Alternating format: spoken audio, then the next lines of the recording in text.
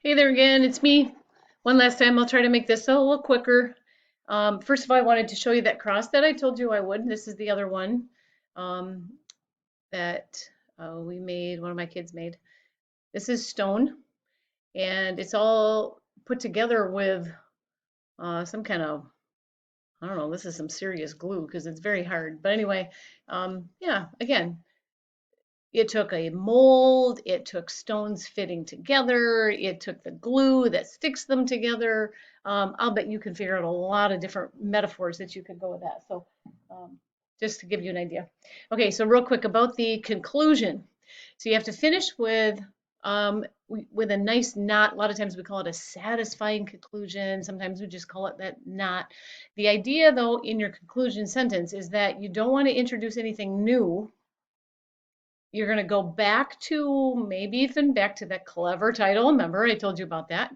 Maybe you can tie that clever title in. Maybe you'll mention something that was in your topic sentence to begin with. You're not going to restate every single thing that's in your topic sentence again, especially not using the very same words. That would be like, blah, boring.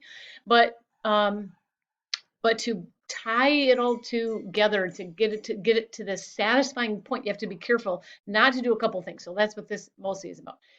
Don't introduce anything new.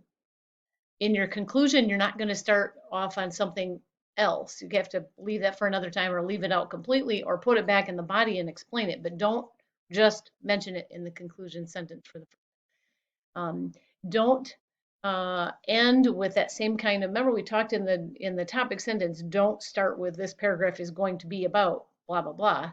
Terrible. So in the conclusion, you're not going to end in the same way either. Don't end with I hope you liked reading about. I hope you learned about. This paragraph was about. Now you know everything about. No, blah blah blah. This is terrible.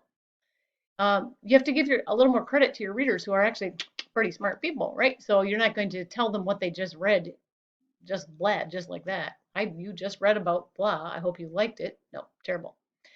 So your conclusion is going to be a nice, satisfying.